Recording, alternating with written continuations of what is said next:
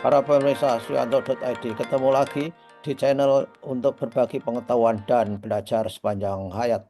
Nah, kali ini kita akan berbagi pengetahuan tentang RPP untuk pembelajaran mendalam dalam bidang studi IPA, mata pelajaran IPA maksudnya. Dan jangan lupa klik subscribe, share video ini dengan sesama guru IPA supaya terjadi diskusi-diskusi yang mendalam sehingga Anda semua bisa mengimplementasikan pembelajaran mendalam dengan baik dan mudah. Narasumber kita di episode 2 ini adalah Mas Heri Teguh Wiono MPD, guru SMP Negeri 2 Karanganyar di Kabupaten Ngawi. Nah, kita sapa. Assalamualaikum warahmatullahi wabarakatuh, Mas Heri.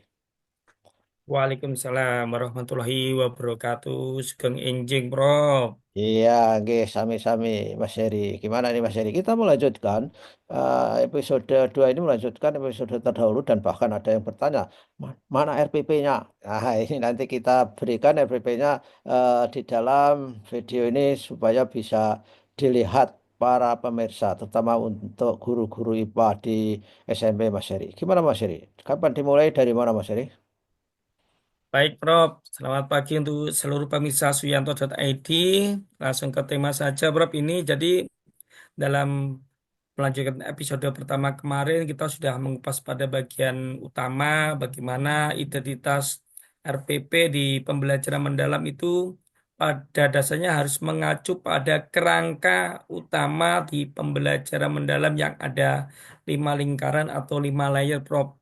Dan di sini kita akan share bagaimana teknisnya di bagian lingkaran-lingkaran kedua dan ketiga itu masuknya di mana di kegiatan pembelajaran, Prof. Ini saya share dulu untuk Oke. RPP saya, Prof.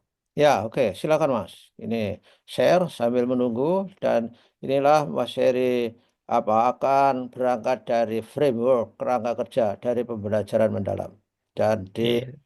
merge untuk pelajaran IPA di SMP. Ikuti ya, saudara, jangan Oke. sampai lengah. Jadi teman-teman dari tujuan pembelajaran itu kita akan mengisinya di kerangka pada pembelajaran mendalam di mana kita harus menentukan dulu dimensi profil lulusan atau istilahnya DPL, Prof.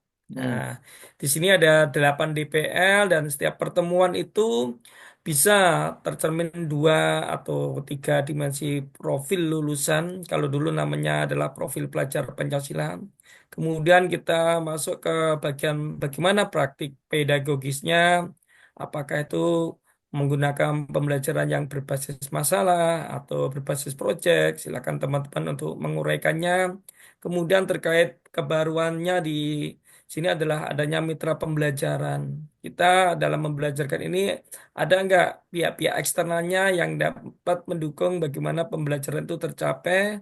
Kemudian adalah bagaimana pemanfaatan digital dalam kegiatan pembelajaran.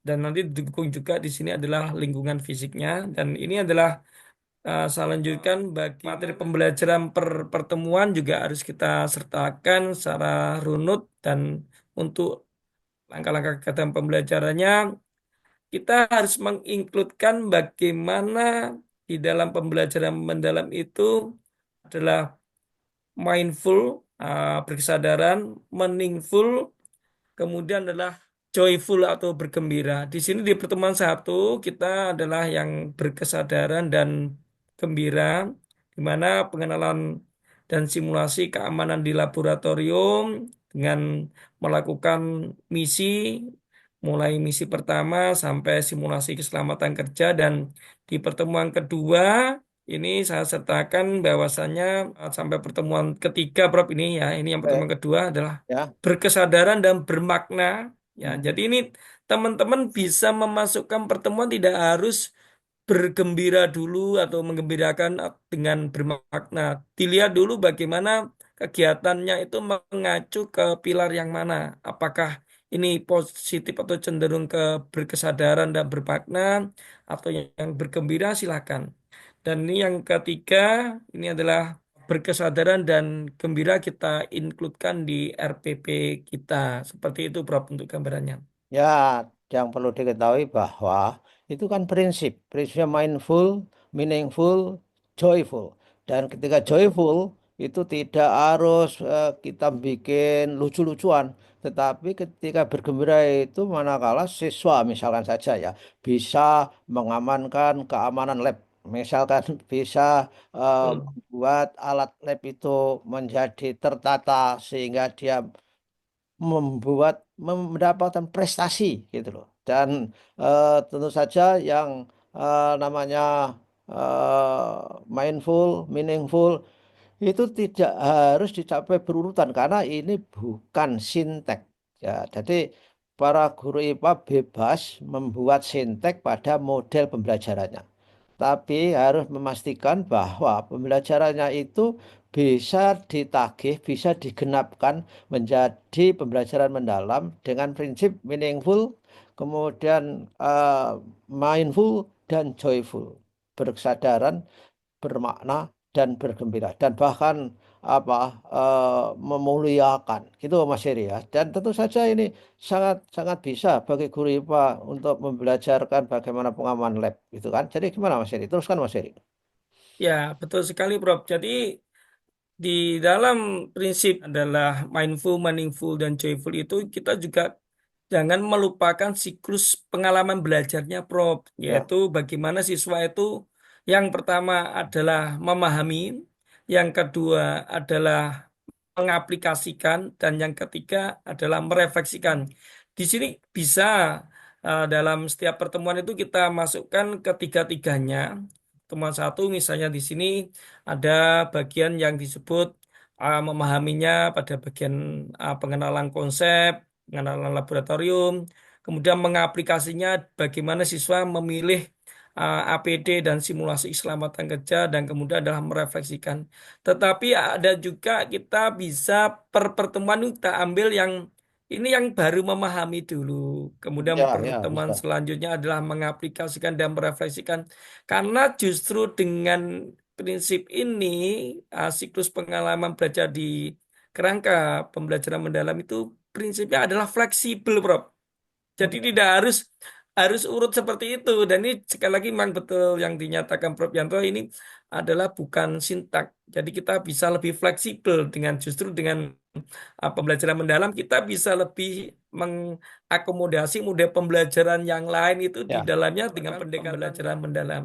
Dan ya, ini Prof, untuk teman-teman juga harus menyatakan bagaimana bagian terakhir setelah perencanaan pelaksanaan adalah asesmennya, Prof, seperti itu. Dan ini saya sertakan juga bagaimana ini link-link kegiatan pembelajaran menggunakan aplikasi ataupun pendukung yang lain media-medianya. Dan ini adalah kemitraannya, Prof, yang di awal tadi kita bahas tadi. Ada mitra dari pihak luar eksternal dengan wawancara ahli terkait materi. Kemudian inilah penggunaan digitalnya ini, Prof, pemanfaatan digitalnya.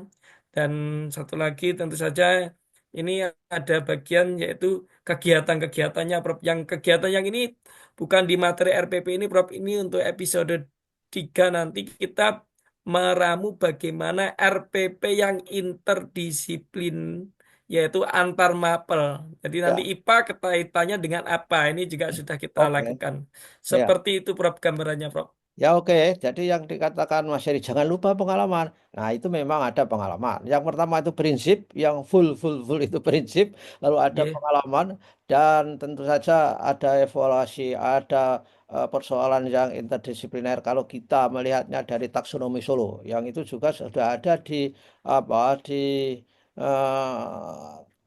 apa naskah akademik yang Naskah sudah akademik. di-share di publik. Saya yakin Bapak Ibu guru IPA sudah mendapatkan naskah akademik itu dan kalau belum mendapatkan dari sesama rekan guru unduh di websitenya Puskur itu ada di Terja. Baiklah Mas, saya kira kita sudah memberi informasi yang semaksimal yang kita dapat kepada para pemirsa dan terutama para guru IPA. Mudah-mudahan bermanfaat dan jangan lupa share dengan teman-teman Bapak Ibu guru MIPA dan insya Allah kita ketemu lagi minggu depan Mas Heri ya.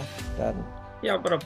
oke, terima kasih. Wassalamualaikum warahmatullahi wabarakatuh Mas Heri. Waalaikumsalam warahmatullahi wabarakatuh.